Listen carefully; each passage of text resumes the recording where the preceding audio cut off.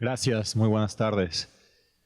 Bueno, yo quiero empezar esta plática acerca de movilidad y cómo esta puede ser un factor de cambio para el futuro de las ciudades, con esta frase de Jan Gehl, donde nos dice que para poder cambiar las ciudades necesitamos urgentemente que los urbanistas y arquitectos, y yo añadiría los tomadores de decisiones dentro de los gobiernos locales, estatales y federales, empiecen a reforzar la peatonalización como política pública para integrar el desarrollo de las ciudades habitables, sustentables, seguras e inclusivas.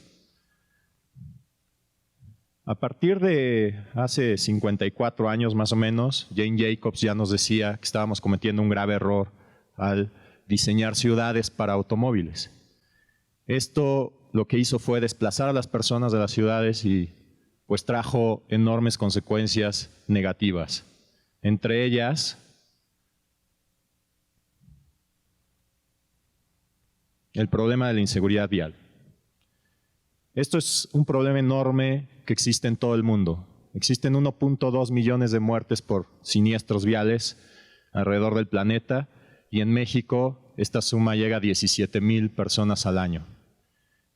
Esto nos lleva a ser el séptimo país con más muertes por siniestros viales en el mundo y con la primera causa de muerte en niños de 5 a 14 años, la segunda causa de muerte de 14 a 35 años y más de 860,000 personas quedan con discapacidad en México, de las cuales el 75% no consigue trabajo.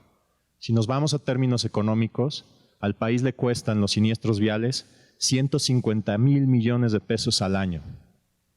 Junto a esto, los problemas de movilidad se han acentuado en todas las grandes urbes, sobre todo en Latinoamérica, con este tipo de imágenes, donde la infraestructura se ha acumulado hacia el automóvil, haciendo más segundos pisos, más distribuidores viales, más anchos los carriles, y lo único que estamos haciendo es induciendo el tráfico.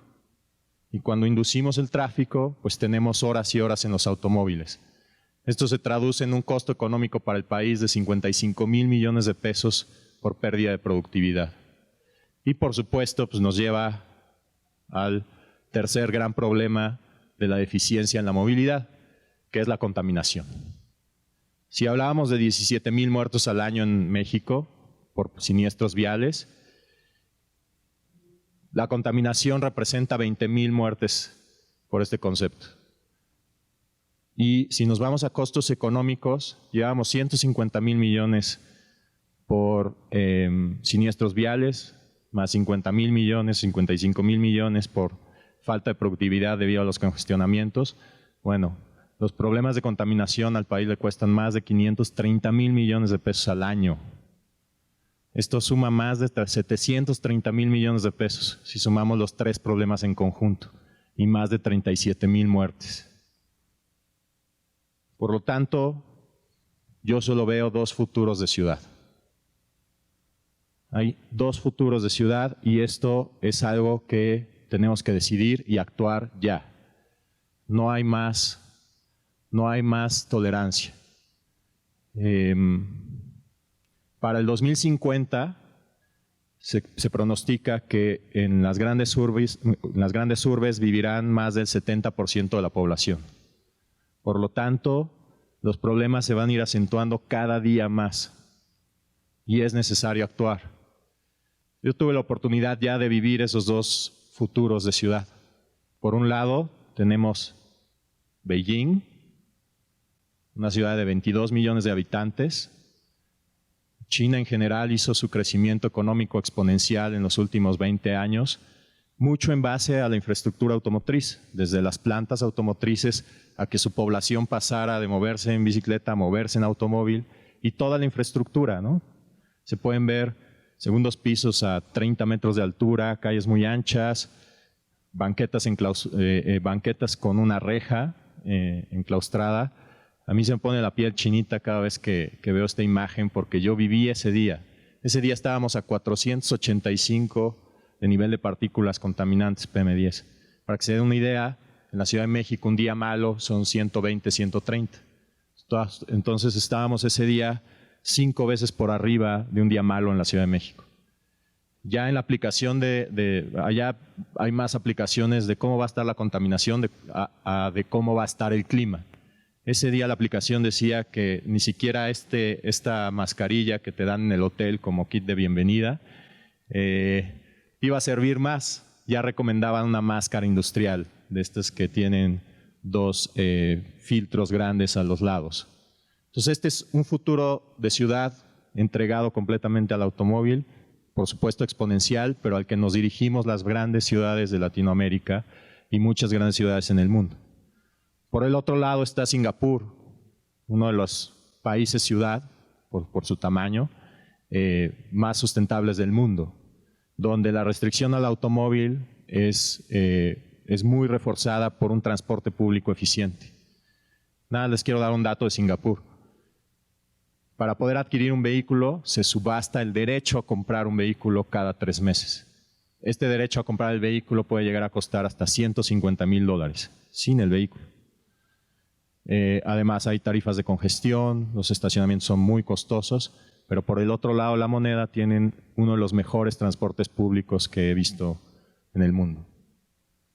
Entonces yo aquí les quiero llevar un ejercicio de imaginación, que me apoyen y que se imaginen en qué ciudad quieren vivir. Pongan en perspectiva una imagen de la ciudad en la que quisieran crecer, en donde quisieran pasar con sus hijos los fines de semana, donde quisieran que sus hijos fueran a la escuela, donde quisieran convivir con su familia y amigos. ¿Ya la tienen? Bueno, ¿es esta imagen la que se están imaginando? Yo creo que no, ¿sí? Bueno, pues ese es donde vivimos. Ahí es donde viven la gran mayoría de las personas en las zonas urbanas, sobre todo en Latinoamérica. Y esto es a lo que nos enfrentamos día a día. Yo creo que más bien ustedes estaban imaginando algo así. Singapur, Portland. ¿Quién no ha disfrutado de un centro histórico, un centro atractivo con cafés y plazas caminables completamente? Sondo, que es en Corea del Sur, una de las ciudades más sustentables del mundo, si no es la que más, como ciudad. París, que está restringiendo toda la circulación de los automóviles particulares en su centro. Y pues así podemos ver varios ejemplos de ciudades alrededor del mundo en las que sí quisiéramos vivir. Por supuesto, mi amado Ámsterdam, completamente rodable. Y Copenhague, ¿no? que ya superó este año los viajes en bicicleta versus los viajes en automóvil particular. Aquí tenemos ya, pasando a nuestro hemisferio, ¿no? a Norteamérica, Nueva York, que hace 7 años empezó a cambiar su modelo de movilidad y de ciudad, gracias a Jane Jacobs, gracias a Janet Sadik-Khan y a Amanda Brundy, que remodelaron toda la ciudad y se le empezaron a entregar a las personas. Hoy Nueva York es una ciudad caminable. Tenemos toda la peatonalización de Times Square, el rescate de Highland Park, y así tenemos varios ejemplos, todo el sistema de bici pública compartida que se hizo, todo el sistema de transporte, de BRTs, de carriles confinados para ciclismo, etcétera. Es así como la Gran Manzana resurge en un trabajo de más de 7 años con este objeto y pues empieza a evolucionar a esa ciudad que todos queremos y en la que podemos vivir realmente. Bueno, y ustedes se preguntarán, bueno, sí, pero estás hablando de Singapur, Ámsterdam, Sondo, Corea del Sur, Nueva York, pero ¿qué pasa en México? Y aquí es donde vamos a entrar en qué podemos hacer en México, ya para empezar a aterrizar el tema del cambio de movilidad y el cambio del rediseño de ciudad para nuestro país o para las ciudades de Latinoamérica. Por ejemplo, en la Ciudad de México, la línea 7 del Metrobús que se está construyendo y la línea 5, que es esta, ya incluyeron un proyecto de calle completa. Es un proyecto que significa reconstruir la vialidad completa, de pared a pared, rescatando la banqueta, poniendo jardineras, luego quitando el carril de vehículos estacionados, poniendo en su lugar una ciclovía, 2 carriles de circulación, luego el carril de Metrobús. Se rescató todo el camellón, que es muy amplio, se reforestó, se puso gimnasios al aire libre, una pista para correr, etcétera, y lo mismo se hace en el otro sentido. Entonces, este tipo de proyectos son los que están revolucionando la movilidad en México o empezando a hacerla, ¿no? Mejorando el transporte público, pero no solamente el transporte público, sino todo lo que está a su alrededor para incluir a todas las personas en la movilidad. Este es otro ejemplo de un proyecto que realizamos en Nuevo León, en García. Pueden ver aquí, por supuesto, Nuevo León es de los estados más cochistas que existen. Cochista es un término que se utiliza cuando la movilidad está entregada a los vehículos. Y pueden ver en las estadísticas que Nuevo León es uno de los estados con más muertes a peatones. Entonces aquí podemos ver cómo está desprotegido completamente el peatón. Aquí hay una parada de autobús y tiene que cruzar más de 30 metros 30 metros desprotegido para poder llegar a su destino. Pueden ver el radio de giro, que es enorme. Cuando hay un radio de giro enorme, los vehículos pueden girar muy rápidamente. Y pues esto es lo que se hizo, ¿no? Se pusieron banquetas con absorción de agua para regar los árboles que también se sembraron, volardos, rampas para personas con discapacidad motriz, guías táctiles para débiles visuales, y se acortaron los pasos peatonales. Antes lo que era de aquí a aquí sin protección, pues ahora son estos pequeños tramos, y que además, reduciendo el radio de giro, obligamos a los conductores a girar mucho más despacio. Entonces, estos son el tipo de cosas que se pueden hacer. Intersecciones seguras, que es donde sufren los peatones y ciclistas. El 55% de las muertes que hay en las zonas urbanas por siniestros viales son a personas que ni siquiera iban manejando. Entonces, el incluir más ciclovías bien diseñadas a nivel de calle, a extrema derecha, es una prioridad ya para todas las ciudades. Incluir sistemas de bicicleta pública con más y mejores estaciones. Incluir, por supuesto, la tecnología.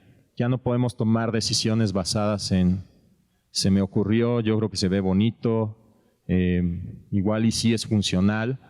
Entonces, el tema de Smart Mobility tiene que ser introducido en todas las ciudades para poder tomar decisiones basadas en el Big Data y en el análisis de todos estos datos que se pueden obtener ahora de una forma ya no tan complicada como el pasado, donde teníamos que sembrar sensores. Ahora podemos obtener datos de sistemas celulares, de GPS, donde podemos analizar la información para poder tomar mejores decisiones.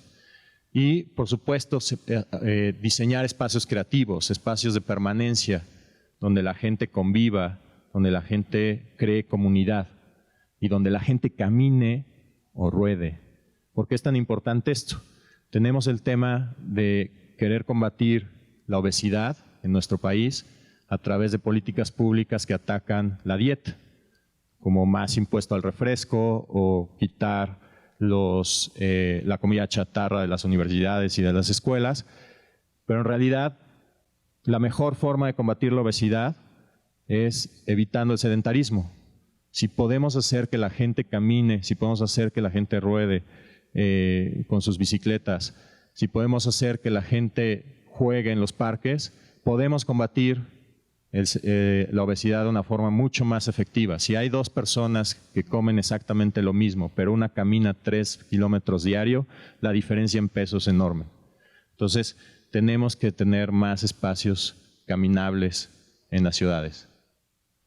Y bueno, pues a todo esto dicen, está muy bonito, pero ¿de dónde sacamos el dinero? ¿No? Ya hablamos de casi 840,000 millones de pesos que nos cuestan todos estos problemas al año. Entonces, cualquier modificación que hagamos en temas de movilidad y rediseño de ciudad va a repercutir en un ahorro porcentual de esos 840,000 millones de pesos. Pero además, podemos añadir y etiquetar y hacer fideicomisos por recursos que se obtienen de diferentes ingresos, ¿no? todo el tema de infracciones o fotomultas que se están implementando en el país, destinadas a este tipo de transporte y movilidad para mejorar las ciudades, todo el tema de parquímetros, las verificaciones vehiculares, es decir, todos estos impuestos que vamos, medidas que vamos tomando para tener mejores conductores y mejores vehículos en las calles, los recursos pueden ser utilizados para empezar a rediseñar la movilidad y a su vez repercutir en el futuro de nuestras ciudades. Hay un tema que es muy exitoso para esto, que son las tarifas de congestión, que se aplican en Londres, en Singapur, en Estocolmo, que refieren que en las principales vías de circulación se establece una tarifa de circulación que va tasada de acuerdo a la congestión o a la contaminación. Si quieres circular por ahí y está congestionado, entonces tienes que pagar. Pero la idea es que todo este recurso se invierta del otro lado, se invierta en un mejor transporte público, motorizado y no motorizado. Y ya para terminar, quiero hablar de los vehículos autónomos, porque estando en Nueva York en un panel de movilidad, cuando terminé mi intervención, un doctor de la Universidad de Chicago me cuestionó y me dijo, no sé de qué estás hablando, todo eso de transporte público, bicicletas, para solucionar los problemas de contaminación y de congestionamiento. Pues no sé de qué estás hablando, pues si ya cuando lleguen los vehículos autónomos, esos problemas no van a existir. Se va a acabar la contaminación, se va a acabar los congestionamientos, todo va a ser ideal y no vamos a tener problemas de movilidad nunca más.